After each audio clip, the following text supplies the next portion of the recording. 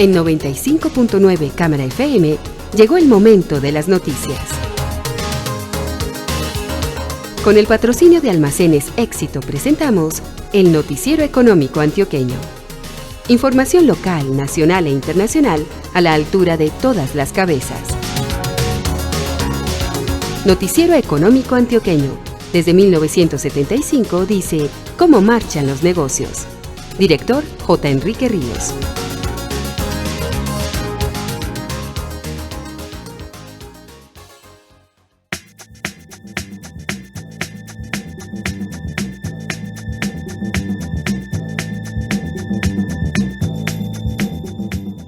Muy buenos días, un feliz año. Hoy es jueves 2 de enero de 2020. Esta es la emisión 18.744 que ofrecemos en nombre de Almacenes Éxito. Te amo, mi pío pío. Yo a ti, mi pío pío. Ay, yo también, mi pío pío. ¡Martín! ¡Cuelgue que estoy hablando! Tu éxito ya estaba ahí cuando tus conversaciones privadas no eran tan privadas. Celebremos que estos 70 años son solo el comienzo. En 2020, el Noticiero Económico Antioqueño cumplirá 45 años que celebraremos el 1 de mayo, Día Internacional del Trabajo. Y la tarea periodística comienza en este nuevo año con la serie de reportajes.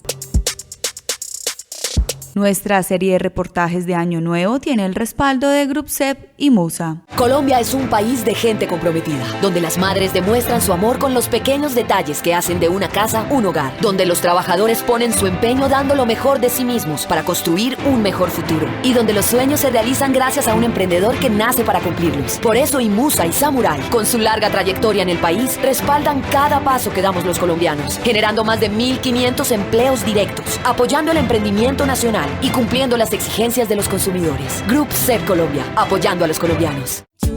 La vida sabe a Noel, sabe a momentos que acompañan tu vida, sabe a galletas, sabe a alegría, a la buena actitud que le pones al día. Sabe una reunión en familia y a los juegos de niños con crema y alegría. La vida sabe a Noel, sabe a momentos que acompañan tu vida.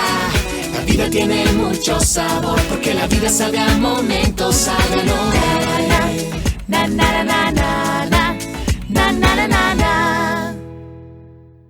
Amor, no le metas las monedas de 100 a la alcancía. ¿Por qué? Pues porque son para comprar el nuevo sobrecito de Colcafé de 100 pesos que rinde para una taza. Disfruta tu Colcafé y saca tiempo para ti por solo 100 pesos. Encuéntralo en tu tienda más cercana. Colcafé te consiente. Cuando pruebas unas deliciosas salchichas ranchera y disfrutas de su inigualable sabor ranchera, no podrás sacártelas de la cabeza. Vive la experiencia ranchera las veces que quieras con el inigualable sabor de salchicha ranchera. La bienvenida para el periodista Jesús Antonio Vargas Marín con el primer invitado del año. Muy buenos días, oyentes del Noticiero Económico Antioqueño. Estamos iniciando este 2020, ojalá con mucho optimismo, después de haber superado un 2019 complejo en diversos órdenes, tanto del país como del exterior. Y esta mañana nos acompaña el ingeniero Francisco Restrepo Gallego, un hombre que estudia mucho el tema de la prospectiva, profesor universitario, investigador e inquieto por diversos temas de la humanidad. Le presento el saludo del director J. Enrique Ríos. Doctor Francisco Restrepo Gallego, bienvenido al Noticiero Económico Antioqueño. Un feliz año y una pregunta así como para empezar, ¿cómo leer lo que vendrá para esta década que estamos iniciando, más ahora cuando ya en Colombia y en muchas partes del mundo se habla no de 2020 sino de 2030? Buenos días. Muy buenos días, Jesús Antonio. El futuro no está escrito, el futuro es para diseñarlo y construirlo, de manera de que por nubarrones negros o grises que se vea en el panorama económico, social, político, siempre hay la posibilidad de enderezar la perspectiva de futuro. Ese es el mensaje positivo de la prospectiva. A lo largo de la historia humana y de un país, una historia mucho más corta, Colombia ha tenido épocas de dificultades y curiosamente en casi todas han significado puntos de inflexión, esas dificultades. Y el país ha tenido épocas relativamente buenas en términos comparativos a los países vecinos y en temas diversos. El 2019 no hay la menor duda de que fue un año muy duro, no solo en Colombia, sino en América Latina. Prácticamente toda América Latina tuvo dificultades de todo orden, políticas, económicas, ambientales, que de alguna manera influyeron negativamente en los niveles de bienestar y calidad de vida de los habitantes. Pero en el caso colombiano, las cifras no fueron tan negativas. Por ejemplo, en lo económico, tal vez Colombia esta vez se quedó sola en tener el mejor crecimiento económico, y otros fenómenos que se habían visto, como el milagro chileno, las dificultades de Venezuela, de Bolivia, aún de Perú, y ni qué decir Argentina y Brasil, y el propio Ecuador, pues mostraron de que Colombia es como ese islote que todavía muestra una perspectiva esperanzadora en materia económica social, a pesar de los nubarrones políticos que vimos durante los meses de octubre, noviembre y parte de diciembre.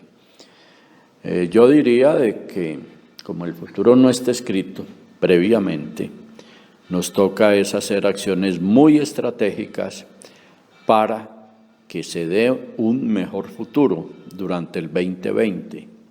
Y eso, sin la menor duda, puede indicar una senda de crecimiento, de renovación en todo sentido para esta década nueva que empieza con este próximo año.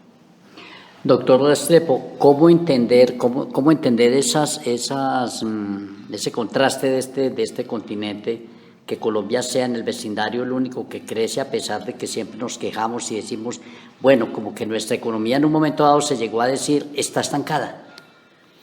Muy interesante la pregunta, y me hace recordar de uno de mis formadores en ProAntioquia. Estoy hablando de Gilberto Echeverry Mejía. Yo recuerdo que en los años 80 él invitó una comitiva de empresarios americanos. Los recibió en la oficina de ProAntioquia y les dijo, bueno, ¿ustedes a qué vienen a Antioquia y a Colombia? Con la mala fama que tenemos. En ese momento estaba pues el narcotráfico en su punto álgido.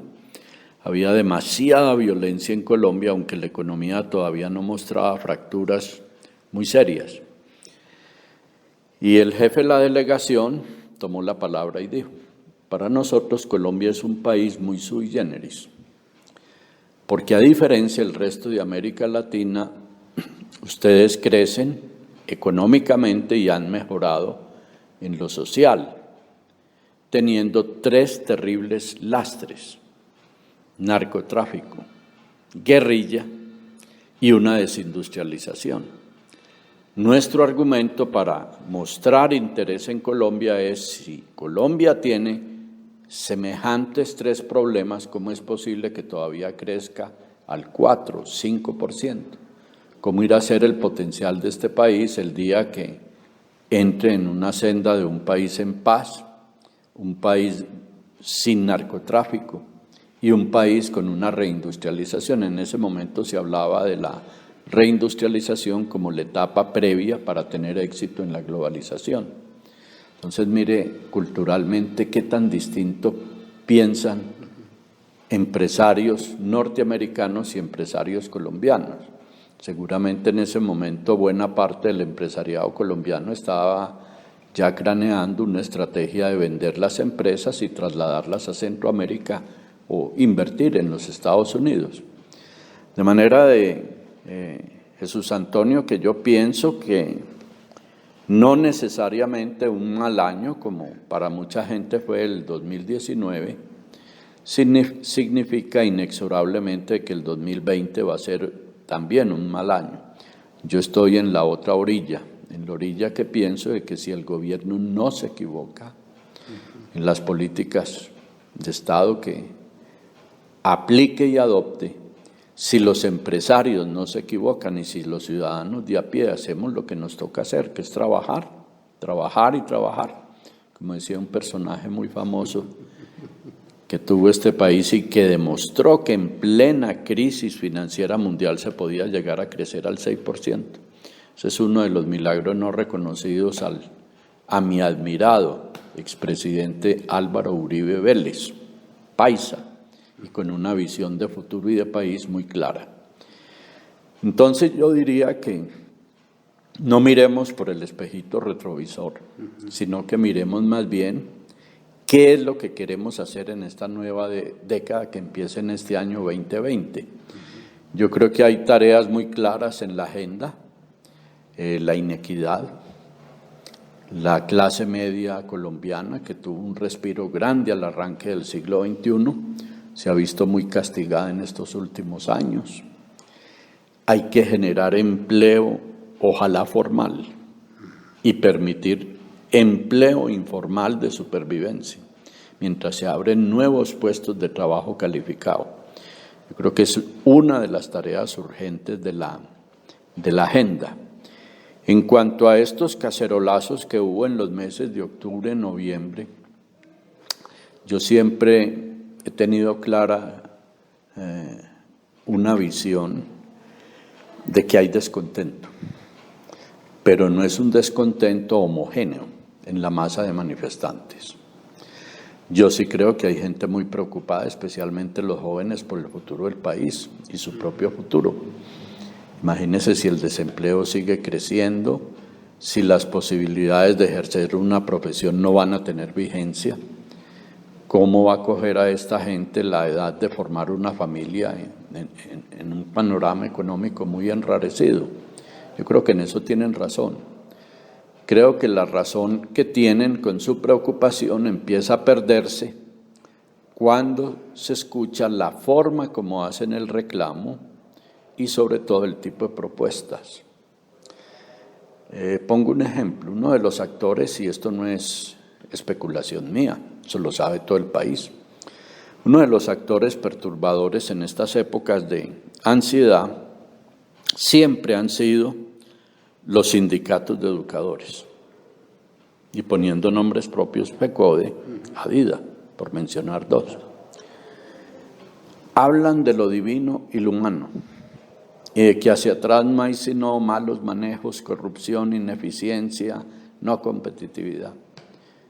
Y no han tenido tiempo todavía de hacerse la pregunta por qué sistemáticamente cada año sale Colombia mal evaluada en las pruebas PISA, donde ellos tienen algún tipo de responsabilidad. Y si no la tuvieran, son unos irresponsables, que a la hora de la verdad la educación marcha bien o marcha mal si los educadores hacen lo que tienen que hacer, lo hacen bien o lo hacen mal. Esto entonces deja una nube de duda y de incertidumbre sobre qué tan válidos son los argumentos y tal vez la transparencia de estos protestantes en las calles. Y solo mencioné el caso de la educación, que es uno de los casos que más ha tocado mi vida como educador universitario y persona preocupada y que sabe claramente que si en este país no tiene algún día una educación de calidad, de talla mundial, pertinente, justa, equitativa, este país no va a tener futuro. Yo soy uno de esa línea de pensamiento. Entonces creo que la tarea es muy ardua y exige mucha sinceridad de quienes están involucrados en estos procesos de agitar opinión pública para una transformación del país que nos lleve a mi generación, que ya fenece, a una vejez más tranquila que otras que nos antecedieron. Y sobre todo para niños y jóvenes de que van a tener un futuro en este país. Doctor Francisco Restrepo, pero a ver, de lo que usted acaba de mencionar, de todas maneras habría que pensar lo siguiente, y es que pues a nosotros puede que nos queden 10 o 15 años de vida, y entonces pensamos en la generación en la generación de relevo y en los niños que están empezando a crecer. Pero usted habló hace un momento, además de educación y de futuro para los jóvenes, de la expresión acciones estratégicas para esta década que debe emprender el país. ¿De qué otros aspectos podemos estar hablando? Yo no quisiera ser monotemático, pero la educación es quizás el punto de partida. Hoy, por ejemplo, se habla de que el país está manejado de manera deficiente y por eso es un país no competitivo a nivel internacional, que es un país corrupto en su clase dirigente. Si usted se pone a preguntar por qué hay corrupción en el sector público y privado, inexorablemente llega el tema de la educación, de que no hubo axiología, no hubo ética, ni en el colegio, ni en el bachillerato, ni en la universidad, y mucho menos en el ejercicio profesional.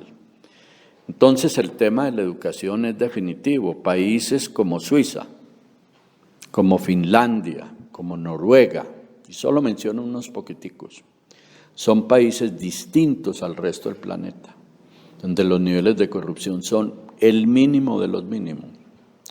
La eficiencia medida por competitividad internacional es de las más altas del mundo. Y también, no es por casualidad, coincide que son países de niveles sofisticados de educación. Educación inspirada en valores, en la ética, en la honradez, en hacer las cosas bien hechas. Daño a nadie, incluyendo el medio ambiente. Entonces yo insisto de que ese es el punto, esa es la piedra angular de partida de un proceso de cambio para transformar un país o una región como Antioquia y aún una ciudad como Medellín. Entonces, mientras no trabajemos con carácter estratégico y prioritario el tema de la educación a lo largo de toda la vida, porque ya el conocimiento es muy pasajero, me temo de que no vamos a ser catalogados al final de esta década como una sociedad con futuro. Yo le escuché a usted una expresión hace un ratico y es que el gobierno no se equivoque. Y a veces da la impresión cuando se leen artículos y se nota pues el efecto de algunas medidas que lo más común es como equivocarse en el gobierno. ¿Qué tiene que hacer realmente esta administración del presidente Duque? Bueno, ahora que está en una conversación nacional para decir vamos por este lado y este va a ser el rumbo del país en los siguientes 10 años. A ver, equivocarse no es una cosa antinatural. Los romanos tenían una frase muy sabia, que era esta: humanum est errare. Los humanos, lo corriente, lo normal es que se equivoquen. Y no necesariamente por dolo, por malicia, por mala fe, sino por equivocaciones, por desconocimiento de cosas. Colombia tuvo una época cerrada al mundo, muchos años con el proteccionismo, y eso es cierto. Y eso impidió que nuestra clase dirigente política y empresarial se diera cuenta de cómo estaba cambiando el mundo desde los años 80 y aún antes, desde los 70, y qué implicaciones iba a tener eso para el país.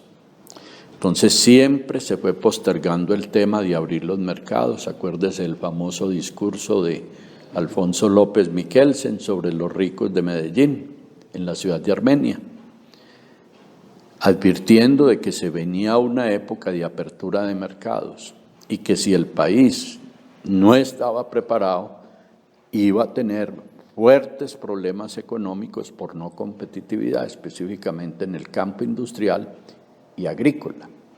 Y se cumplió ese pronóstico.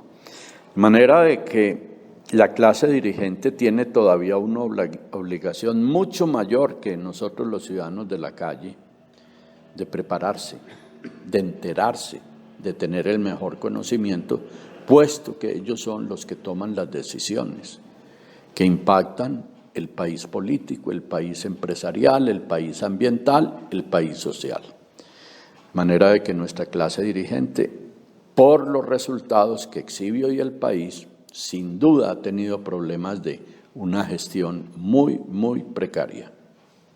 No quisiera meterle regionalismo al asunto, pero hay veces que uno piensa que las decisiones se toman es en Bogotá. ¿Qué sugiere usted ahí cuando el país está abierto supuestamente al diálogo nacional? Bueno, esta es una pregunta cargada, yo no sé de qué tipo de veneno, y cualquier respuesta que dé pues me compromete y yo soy responsable de lo que digo. En primer lugar, Bogotá no es una región autónoma, es la sumatoria de todo lo que llega a Bogotá, que es de todo el país. Gente buena, gente emprendedora, gente vividora, gente corrupta, muchas veces delincuentes, etcétera, etcétera. De manera de que Bogotá es un collage, es una especie de paisaje superpuesto de lo que es Colombia en sus subregiones, en sus grandes ciudades y regiones importantes. Allí, en el caso antioqueño, nosotros pues que tenemos ciertos atavismos pues de el pueblo elegido de Dios, hemos contribuido a lo bueno y a lo malo de Bogotá. Allá nos tienen un poco de prevención y bronca por los negocios, que somos ventajistas. Por supuesto que allá hay ventajistas que dan cátedra, sobre todo en el mundo de la política. A una Antioquia le da cátedra. Pero también hay que notar que un padre cuando tiene muchos hijos, como es el caso de Colombia, el Estado central no puede ser buen padre, porque no alcanzan los recursos que maneja ese Estado central. Y mire la cadena de errores que se cometen. Como hay mucha pobreza y muchas zonas abandonadas por el Estado, y el mejor ejemplo fue una guerra de 25 años, una guerra civil con 250.000. Si la guerra la miramos pues desde los años 40, pues fue una guerra de 50 años. Pero en los últimos 25 años se agravó el conflicto. Llegamos a tener buena parte de los municipios colombianos, casi el 50%, bajo el dominio de la subversión. Eso indica un problema de administración del Estado a nivel meso y micro muy grave. Y como no había presencia del Estado legítimo colombiano, apareció alguien que lo sustituyó, y fue la subversión. Entonces es muy difícil que un país dividido, antagónico, ideológicamente radicalizado en posiciones opuestas, hubiera podido tener una economía próspera, una economía boyante. El proceso de paz fue un logro, pero imperfecto. Y todos estos problemas que hay ahora, de que hay disidencias de la FARC, para ponerle nombre propio, que la gente todavía no tiene confianza en ir al campo donde tenían sus fincas, sus negocios, y por lo tanto sin marchar todavía bien la economía para generar empleo, que para mí es una de las variables claves. Es que si no hay empleo es como si uno no tuviera comida, o no tuviera vivienda, o no tuviera acceso a educación o a salud pública. Entonces yo creo que eso demuestra de que el país estuvo retrasado a las manecillas del reloj. Mientras el mundo con la globalización se movía con los segunderos, con los minuteros, nosotros todavía estábamos con la manecilla del horario, cada vez más desfasada de los acontecimientos que ocurrían afuera.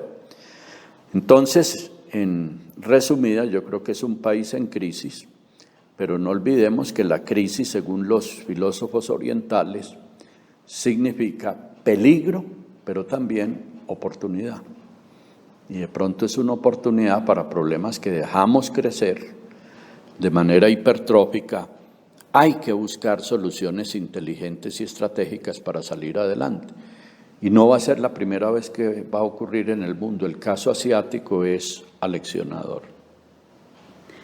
De este con seguridad vamos a conversar mañana, doctor Francisco Restrepo Gallego. Pues muchas gracias hoy en esta primera parte de esta serie de reportajes de Año Nuevo aquí en el Noticiero Económico Antioqueño. Para todos nuestros oyentes, muy buenos días.